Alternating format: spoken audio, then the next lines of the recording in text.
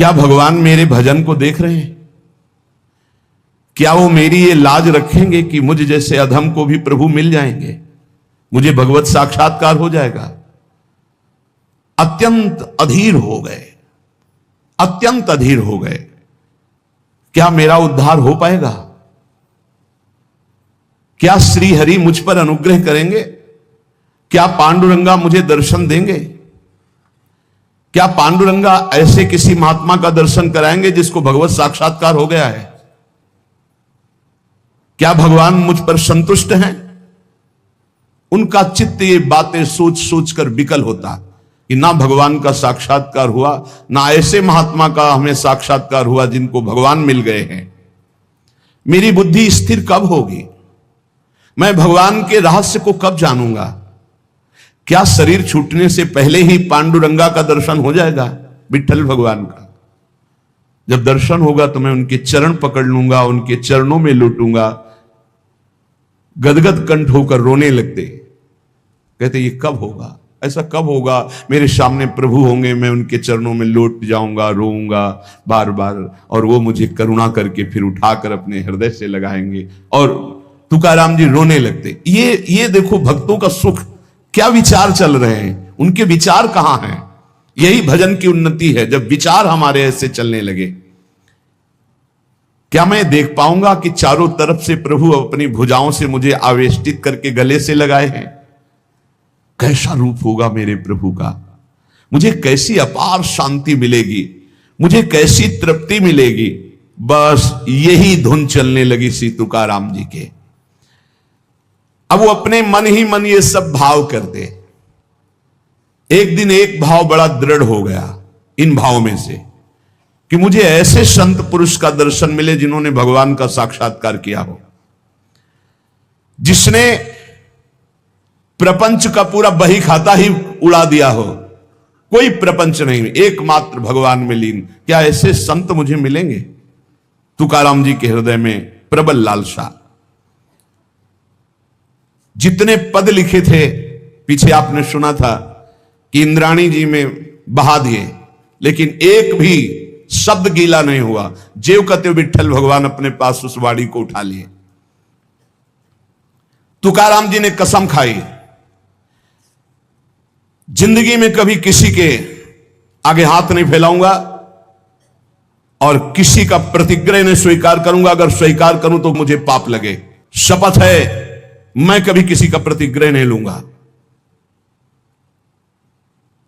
और घर जाना छोड़ दिया। एकांत में बैठकर विठ्ठल विठ्ठल। कुछ लोग निंदा करने लगे, धर्म का ज्ञान नहीं है, अपने धर्म का त्याग कर विठ्ठल विठ्ठल बोलते रहते। एकांतवास और वायुवेग से समस्त ग्रंथों का अध्ययन। वायुवेग माने बहुत तीव्रता से, फंसना नहीं। हर ग्रंथ देखते सार बात क्या है, सार बात क्या है? सार बात हरि भजन है। बस सब ग्रंथों को देखकर हरि भजन में राम कृष्ण हरि, जय जय राम कृष्ण हरि। कभी इसी का जप करते, कभी इसी का कीर्तन करते, कभी सुमिरन करते। हा पांडुरंगा, हा विश्वात्मा, ऐसे पुकार पड़ते तुकाराम जी। कभी कभी कहते हैं, कौन बतावे मेरा पांडुरंगा कैसे मिलेगा, कहां मिलेगा, कैसे दर्शन होंगे? तुकाराम जी के प्राणों में उथल पुथल हो रहा था। भगवान कल्पवृक्ष हैं, चिंतामणि हैं। उनका भक्त जो जो चिंतन करता है वो सब बातें भगवान पूर्ण करते हैं। ये अनुभवी भक्तों को अनुभव है कि भगवान चिंतामणि जो जो चिंतन किया वो भक्तों को प्रदान किया। उपासना उसी की सार्थक होती है जिसको सदगुरु मोहर लगा देता है। तुकाराम जी को विश्वास था कि मैं जिस रास्ते पर चल रहा हूं बिल्कुल ठीक रास्ता है।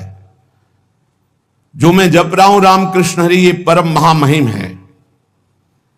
पर अगर यही मुझे सदगुरु मोहर लगा देते कि तुम्हारा मार्ग सही है, तुम जो जप रहे हो ये ठीक जप रहे हो, तो निश्चय मेरा चित्त आनंद से युक्त होकर इस मार्ग में दौड़ पड़ता। लेकिन बार बार मेरा चित्त लड़खड़ाता है कि मैंने गुरुदेव का वर्ण नहीं किया। जब तक गुरुदेव नहीं मिलते तब तक शांति कैसे मिल सकती है? अपना रास्ता सही है, ये गुरुदेव से ही विश्वास होता है। ग्रंथ पढ़ करके जो बात समझी जाती है वो भगवत प्राप्ति गुरु के द्वारा होती है। ग्रंथ पढ़ करके ज्ञान के द्वारा माया का नाश नहीं किया जा सकता। इसलिए उपनिषद भी कहते हैं नायमात्मा प्रवचनेन लभ्या न मेधया न बहुना श्रुतेन। जहां बुद्धि नहीं पहुंच पाती उस पद का साक्षात्कार गुरु कृपा से होता है, पढ़ने लिखने से नहीं होता। कि हम उपनिषद पढ़ लिए तो तत्व ज्ञानी हो गए, तत्व बोध प्रायसा नहीं। मोक्ष मूलम गुरु कृपा। स्वानुभव प्राप्त साक्षात्कार किए हुए महात्मा का अगर एक क्षण का समागम हो जाए तो परमार्थ की सारी विद्याएं अपने आप प्रकाशित हो जाएं। तुकाराम जी उसी समय का इंतजार करते हुए समय व्यतीत करने लगे जब मेरे सदगुरुदेव मुझे ढूंढ लेंगे या मैं सदगुरुदेव को ढूंढ लूंगा। उस समय का इंतजार कर रहे हैं। तुकाराम जी कहते हैं कि सदगुरु कृपा के बिना कोई भी परमार्थ में आज तक सिद्ध नहीं हो पाया है। बिना गुरु चरण कृपा के, बिना रज के ये तमोगुण का नाश, अहंकार का नाश नहीं होता, निर्मल ज्ञान उदय नहीं होता।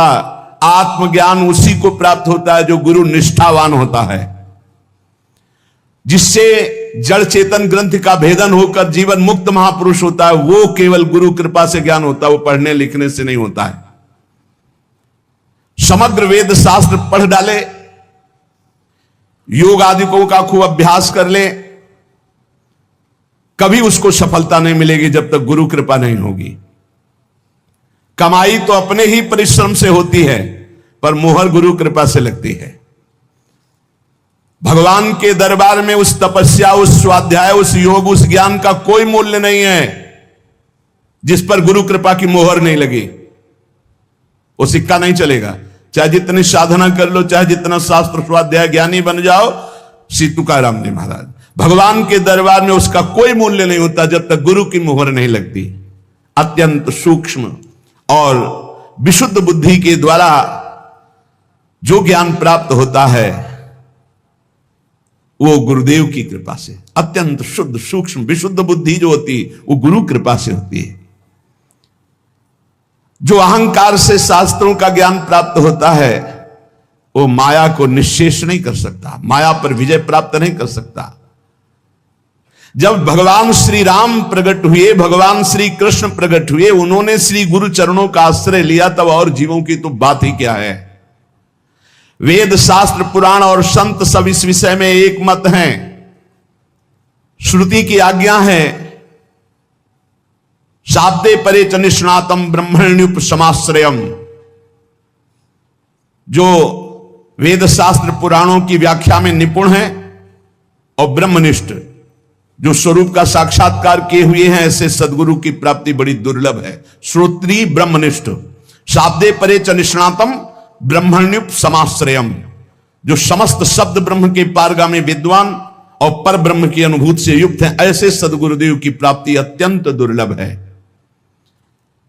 ऐसे सदगुरुदेव की शरण लेने के लिए गीता में भगवान कह रहे हैं तद्विद्धि प्रणिपातेन परिप्रश्नेन सेवया। उनके सामने साष्टांग दंडवत होकर आत्मसमर्पण करके उनकी सेवा करके उनको प्रसन्न कर लो।